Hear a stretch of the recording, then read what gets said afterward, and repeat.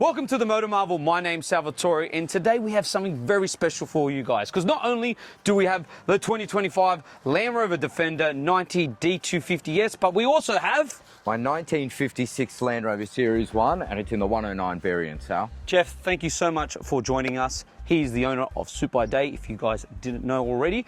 And what we want to find out is, this has been out for a while. It has, a couple of years now, yes. And it's been subjected to conquering parallel parking rather than the off-road. Now it is packed full of tech, off-road capabilities, and it looks really nice. It sure does. But you and me both want to find out, does it pay respect to its beginnings? Yeah, the OG, and its ancestors. The grandfather, absolutely. Yeah. So guys, please join us on this journey, and don't forget to like and subscribe so you don't miss another time we make a cool upload like this.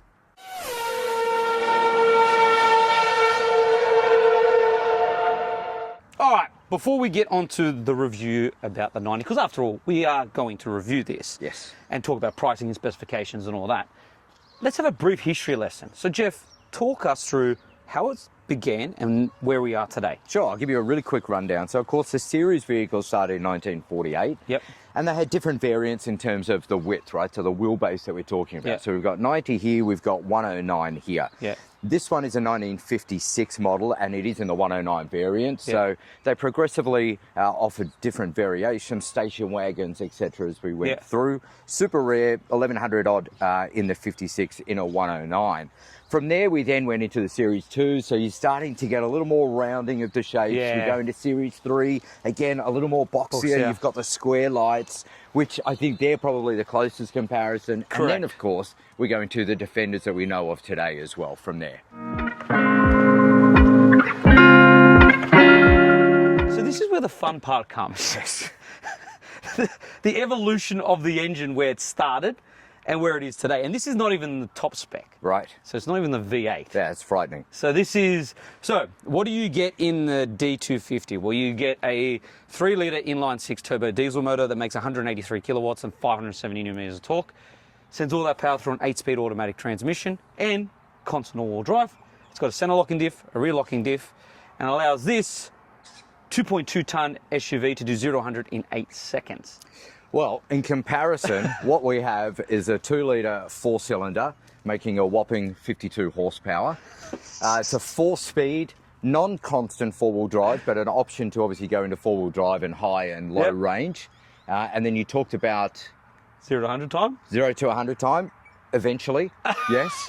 Eventually it does get to 100 for sure. And fuel consumption? Yes. Yes as well. Yes as well. So just to give it a comparison, this does 9.4 litres per 100 k's, which is pretty decent. That is not too bad. I think the diesel helps it out there for sure. Yes, 100% it helps it out there. But this is the most interesting part, the pricing, guys. Yes. So this car on paper looks very enticing. Sure does. Just the base model, $92,000 before on-road cost, which is it's like reasonable, right? Yeah, sure. How much do you think this costs, which is completely optioned? You go. Gosh, let's hope and say 110, around that kind of ballpark. I have the paper here. All right, get the professional, get it out. Professional paper here. What have we got? Proper specs. $147,000 drive away. Get out. Okay. So but what do we add in from there, to be fair? So we've got the black exposed recovery eyes, $600. Tow hitch receiver, $1,400.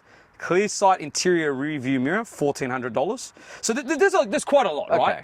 And then you've got the paint. So this is a matte wrap. Yeah, it's beautiful. $6,500. I love it. Okay.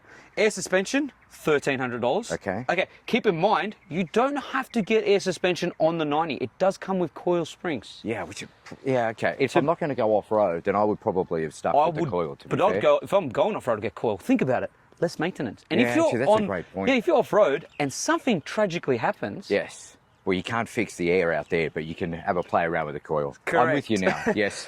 So there's an endless option list here. So this is the thing. These are beautiful cars. We both admit on this. Absolutely. Okay? We love the Defender and the Land Rover products that they sell. When it comes to options, they really do sting you. Yes. Like, they do. Yeah, and I think when we talk about price, right, so we're talking, so what do we say all in? This All one in right 147 drive away. here. Okay, so this guy back in 1956 was 450 pounds. So let's put it into Aussie dollars, so $900. $900. Let's put it into today's currency, Yep. right, and what that kind of looks like. $25,000 in today's going rate, right? Yep. So there's a 100K difference. However, let's be honest. Sure. This was designed to conquer just the farm. Oh, absolutely. A Right. pure, elementary, analog, agricultural vehicle without question. This does a lot more and sure does. then some. Yes, it does. Let's get onto the design. So, we were seeing the evolution from where the engine started and where it is today. Now let's talk about the design. So, credit where credit is due. Yes. There are elements to this. Even though this is the great grandfather, you OG. can see it. Yes, yeah, you can Do for you know? sure. The boxy silhouette design, the rugged looks, it is really paying homage to the original. Yes. And its great grandfather. Now, you have this on top of the bonnet, guys, that pays homage to the Defender itself. Now, while on that Defender, it's plastic on this. Yeah, I'm not too sure. Aesthetically, I like the look of it. Oh, but of course, 100%. I think the material should have been maybe an optional extra. Oh, because everything is an optional extra on Yes, this. correct. So, but that being finished in plastic is a bit of a disappointment, considering that you're going to be putting your foot there and putting things on the roof. Right. Actually, I don't think you actually be putting your foot on a $147,000 car. No, that's a good point. So maybe that's why it is plastic Sure. after all. Yeah, just for an aesthetic point of view. In terms of wheel sizes, so we've got 19 inches on this Defender.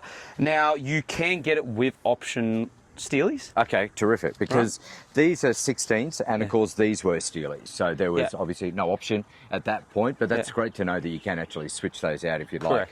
Correct. We've got disc brakes all around, and you've got Drum brakes all round All as well, round. yes, but a single line system. single line. So I think the difference is, right, if there's any kind of failure here, you're kind of covered with the three You're others. right, you're safe. Anything that happens on this one, single line system, bang, all four go. You're poo-pooed. You are absolutely poo-pooed.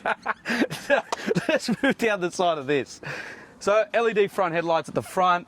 Like I said, you've got 19 inches. You've got this black cladding around the side. Now, so this makes sense on a full drive. Sure. When you see this on cars that don't go off-road, it makes Yes. no sense. No, I agree. Right? You got vents here. Yeah, and I like think, I said, so the snorkel point, right? So an added option. Yeah, added Yes. option, correct. You've got this matte wrap. Yes. Right, option, as I said previously.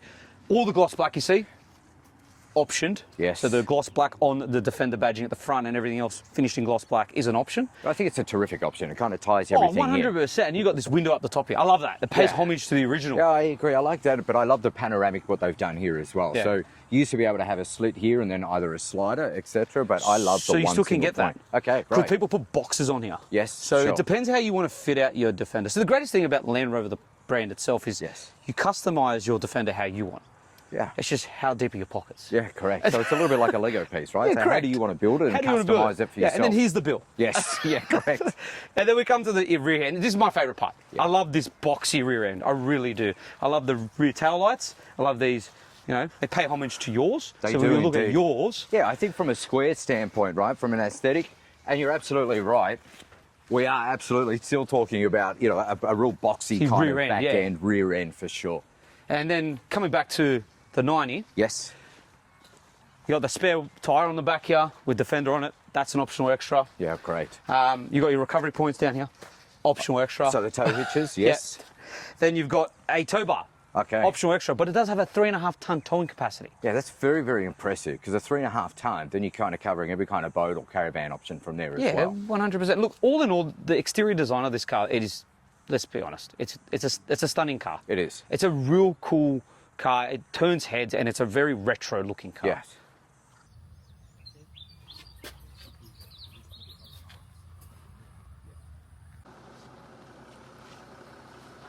So there's a lot to talk about in this interview. There's not, Well, there's not really a lot There's to talk not. about. That's probably unfair. But let's dive into what the features are, and let's stand by because there were a couple of optional extras at that point. Wow. So, but let's start with the knobs. So there's quite a few knobs in here, Sal, Yeah. to actually A lot to talk play through. with. There is a lot to play with when it comes to the knobs. So 4 knobs. So we've got it's a 4-speed as we talked about earlier. It's not in constant 4-wheel drive. So there's the yellow plunger to put it into automatic 4-wheel drive, and then of course high and low range gearbox from there. But it is fitted when we talk optional extras with an overdrive. in this particular car. So that's an optional extra. The only other optional extra at that time was what you can see here are two of the original Lucas wiper motors. So they're an independent windscreen wiper motor. Wow. Now at the That point... would have been really fancy. It was, and the fact, when I say optional, the fact that the passenger had their own, that's actually what the optional extra was. So this was kind of the highest spec model at that time. So there's not really a lot else to talk to. You know, if we want to talk about air conditioning, which I'm sure we're going to dive into in the 90 for sure, let me just turn the air conditioning on for you. There we go. So air conditioning is on, but from an efficiency standpoint, not only is it the air conditioning, but it's also the heater as well. And why is it the heater as well? Because the heat coming up from the floor is in winter is absolutely insane. So what that does is, yes, it's air conditioned when it's a little bit hotter, but also when it's hot inside, it's a great way to actually dispel some of that heat. So that is probably, when we're talking about features, to be honest, on the interior, that's about it. That's all it is.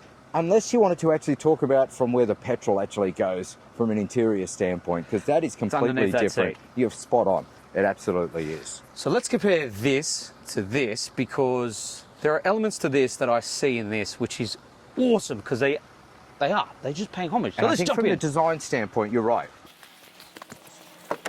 All right, so we're in a completely different car right now. Yeah, immediately. Like immediately different, right?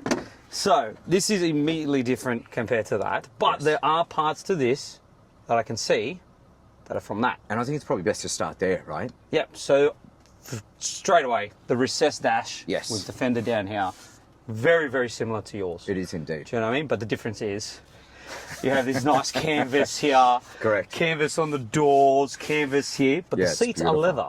Okay. So they're leather seats, and I love this olive green. Yes. Um, And I'm sure there's options to move back, forward, up, down, so this is the where it becomes a bit weird, Tell Jeff. me. So the seats themselves are half electronic Okay. and half manual. Right. And where the buttons and everything aren't generally where. So show everyone on the camera. Just try to figure. Yeah, see, you had to look. All right, I did have to look. You're right. Yeah. You got me straight You're away. like, where the heck's the back? Like the back Okay, adjustment. So this guy is the... That, Oh, it's not what I thought. I was expecting See you what to I'm fly saying? straight back. It's not. That Okay. is not even the back adjustment. That is to adjust the bottom part of the seat down Yes, and up. you're right. The back adjustment is a little swivel wheel at the front. Oh gosh, yeah, there it is. So it is a bit Yes. odd and a bit hard to get used to. I don't understand why they over-engineered these seats. They should have just either been fully manual, fully electric. Yes. Nonetheless, the whole general layout of the interior is gorgeous. Like, honestly, the materials, everything feels really sturdy. Yeah, I and think well it's, built. it's a beautiful kind of material that they've used And as well. It ties everything in just perfectly. pays homage to the original Defender. Like, everywhere you look, you've got like the exposed, bolts in Yeah, the that's doors. what I like. Yes. Even the plastics themselves, even though it's plastic, it's solid. Yes. Do you know what I mean? It's just, it really does feel premium in here, and it really does feel nice. You've got this huge sunroof. You got a digital rear view mirror, which makes total sense. Oh wow, yeah, okay. So the camera is built into that as well. Yep, but the optional extra. Okay, sure. Yeah, it's standard. You got this beautiful infotainment screen which has Apple CarPlay and Android Auto. It's very clear, crisp, and works Yeah, really wow, well. and that's a terrific size Yep. too. And the storage behind it. Yeah, look, and that's something that we've talked about with mine, previously as well, right? There is absolutely no storage. So We're plenty in of pockets here. and spaces here. Yeah, wow. And then okay. you've got a USB-C port down here. You've got a 12-volt socket. You can open that back up again. There's more USB-Cs Yeah. even up the top here as Two well. cup holders that are generously sized. You've got a huge door bin down here. And You've a also got a huge cubby. fridge. Oh, that's a fridge as well. Yeah, okay. Yeah, amazing. Fridge. That is sick. Like, that's mad, right? And then you've got your climate control function. So you've got heated seats for both outboard seats. Yes. And there's a little digital screen here, so you just press that and you can, So independently controlled. yeah, independently control. So there's dual climate controls. Great. You've got all your off-road capabilities here, like all your off-road modes and stuff like that. And then you've got the air suspension, so you can raise the car. Yes. And so see how the car's Yeah, rising nice. up. Yeah. And then we can put it back down again. What I like is that considering all of the options, right, and what the capability is, it's not overcomplicated. No. It still is super nice, and I guess it's easy to navigate, right, when you're talking and looking at it, as opposed to having 40,000 different kind of buttons and what to do as well. Everywhere. Then you've got a digital driver's display. Great. Which is very clear, crisp, and works really well. Steering wheel feels really nice. Look, there's not much to complain about in here. Sure. Like, if you get in this and you think to yourself, I don't like it. I think there's a problem with you. Yeah, what are you actually expecting? Like, yeah, it's quite really well appointed and is just awesome. I love everything about this. Let's jump into the rear because I want to show you. It's very surprising because that second row is actually quite roomy. Yeah, One of these. So getting into the rear is easier than you think. So look at this, Jeff. You open that, you slide that forward. That's easy. In you get.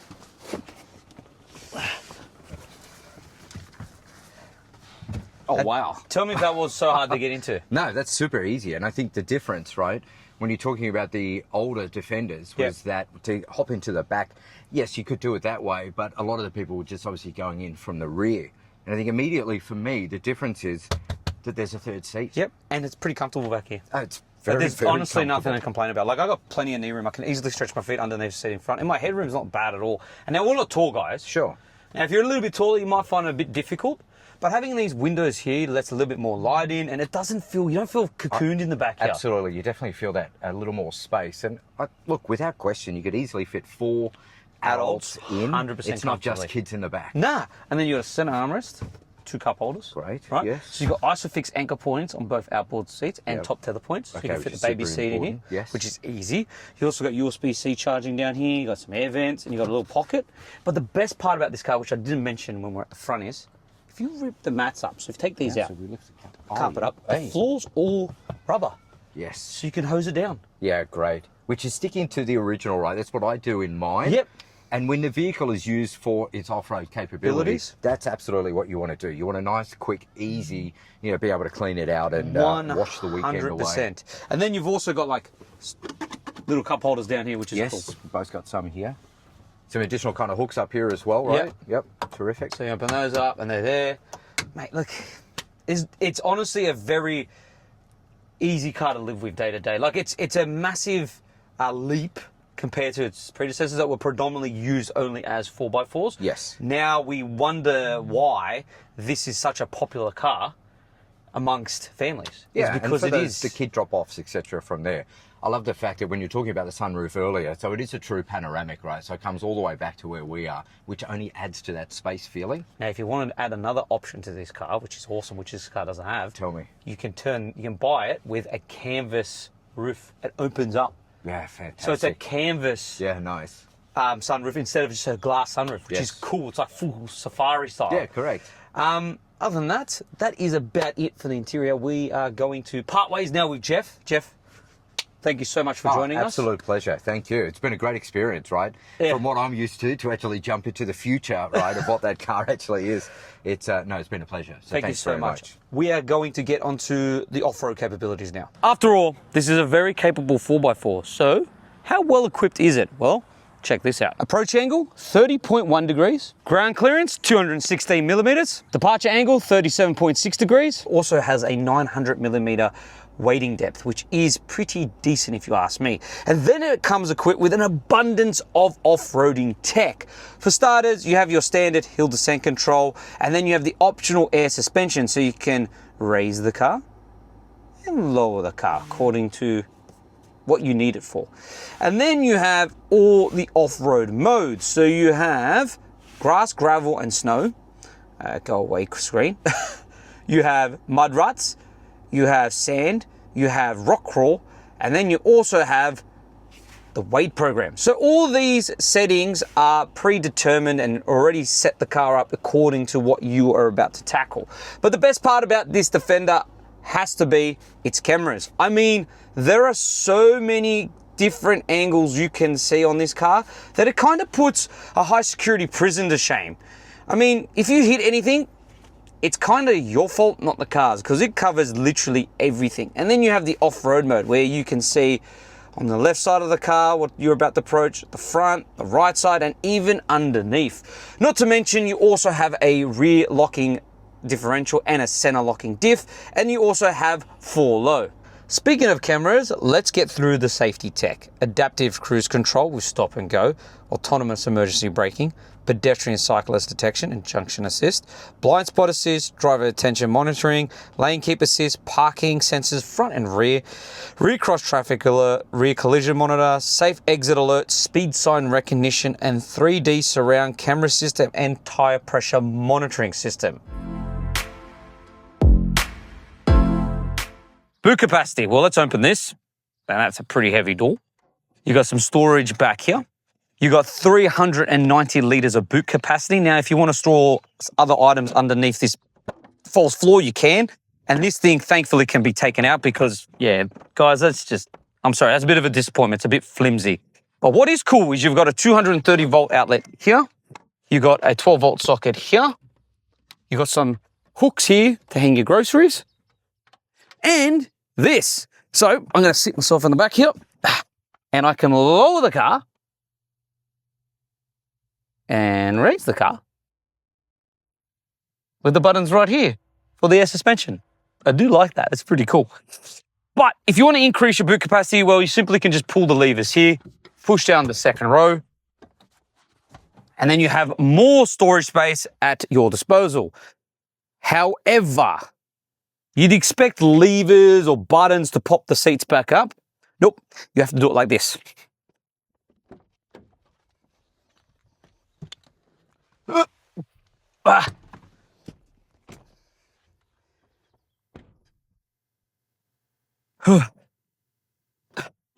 This is a bit ridiculous. Come on. You're spending $147,000 and they can't just put a simple lever there? That is a bit disappointing. But what isn't disappointing is the fact that there are so many Defender logos on this car that when people jump in it or see it from the outside, if they don't know it's a Defender already, well, they'll see it through the amount of badging. So number one, we've got one here, here, here, there,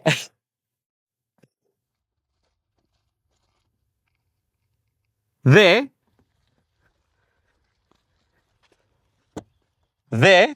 there, here. My favorite embossed here on the dash, finally here on the steering wheel. Now, let's take this Defender for a drive. Okay, so what's the Defender 90 like day to day? Because let's be honest, this car is predominantly going to be used to drive around, drop the kids off at school, go to the shopping center, and not see the off-road track ever.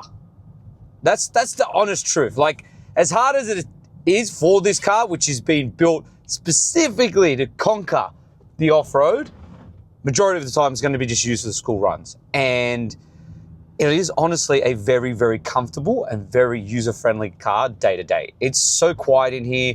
There's plenty of visibility. Like, there's really no blind spots whatsoever. And it's comfortable. Like, honestly, it's so refined. Compare this to the predecessor, which this car, replaced. It's like comparing chalk and cheese. Completely different. It is so nice to be in. One thing to mention, which I absolutely love about this Defender 90 and the new Defender in itself, is we know how much I hate modern safety tech and how it becomes increasingly frustrating that it constantly bongs at you and you have to go through so many menus to turn off everything. Well, with the Defender, it's very easy. There's a button on the steering wheel. You press it 3 times, everything's off. It's the first car I've been in that has that. Why doesn't everyone do that? Like, honestly, it's the best. But yeah, day-to-day driving, this thing is a pleasure. Like, honestly, it's so good. I really do like it. It's got everything you need as a, practical family four-wheel drive. But when you want to take it off-road, it's got all the capabilities you'd expect coming from a Defender and the JLR brand. It's got all the tech in the world.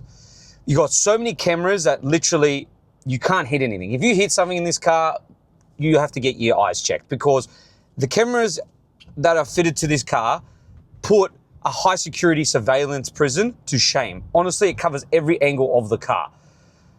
Yeah, I'm really loving this. And look, I don't expect anything less. When I picked up this Defender, I was like, straight out, I was like, I'm gonna love it. Because I've always loved the Defender.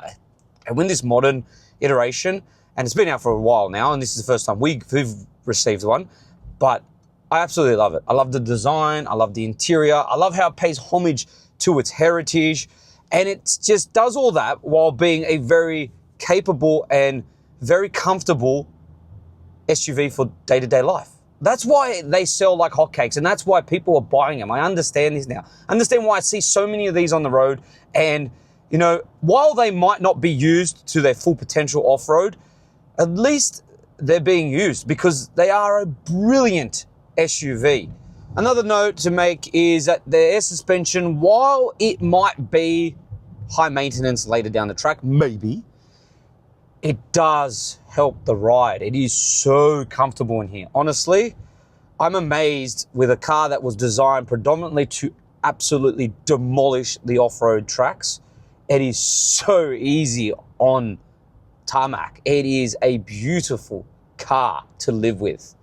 I do love the interior too. I just love all the materials. So you got the canvas on here, as I've spoken previously, and the leather on the steering wheel and the leather seats. Even though the seats themselves are a faff to operate because they're manual and electric at the same time. I don't know why they've done that.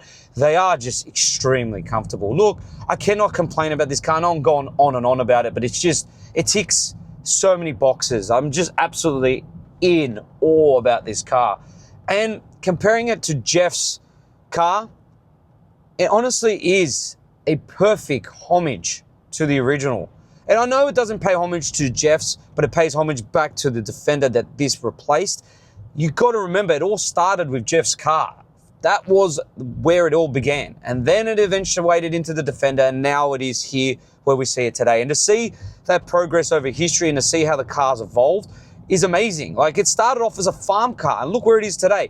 It's being used as a family car and a practical car for day-to-day use, but also it can still conquer the off-road trails. It can still be used on farms, and it's a very, very capable 4x4. So not only is it just a farm car now, it ticks a lot more boxes than just being that. And I really do love seeing that progress through history, where the car started from and where it is now. And it's hat off to the JLR brand. They've built something that is so refined, so good, and so perfect that it's very hard to say that the Defender 90 or the Defender range in general right now is a bad car. I'm just loving it.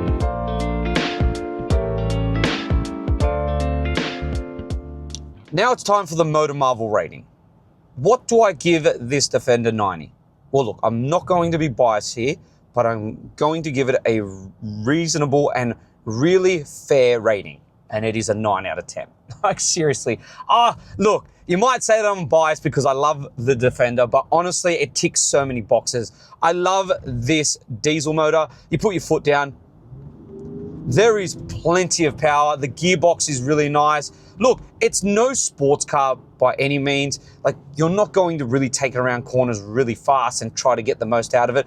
But for being a very capable off-roader and a daily commuter, it ticks all those boxes. I absolutely love it. The look, the interior design, even the engine itself, it sounds good. The brakes are really good. The steering's really nice. There's not much to complain about this Defender, and that is my honest opinion. It's a very good car. Now look, maintenance might be an issue down the line, but who knows, because they've been out for a while now and there really hasn't been too much dramas with this iteration, not the first gen, but this one here. And if I was going to buy one of these, I would definitely buy the 90 with the coil springs. The reason being for that is because buying it with the air suspension, and it's not just the Land Rover product itself, it's just longevity with air suspension, it's going to have maintenance, all right? Where if you have coil springs, there's not much to do at all. If anything, nothing. So you're kind of stopping yourself from having expensive bills down the track. But everything else about this thing is just perfect in my eyes. I absolutely love it, and I'd honestly highly recommend anyone that's looking for a very capable 4x4 that ticks a lot of boxes, including being a very good daily commuter. The Defender 90 is a car for you. Yes, the price tag is a bit too much for some, right? And I understand the list of add-ons that you put on this really increase the price drastically. But if you had to just buy one as it is, just as a standard base model, it's a very, very good car.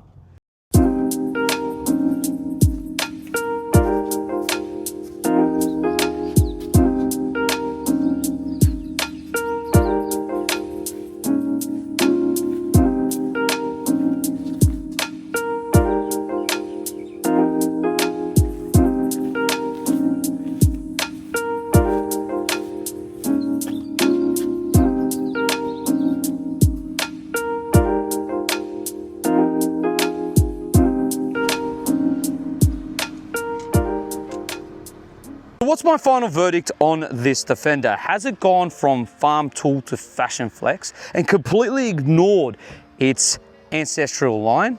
No, that's not the case at all, one bit. Now, while this car might be tackling parallel parking more than the off-road trails, it is most definitely a Defender.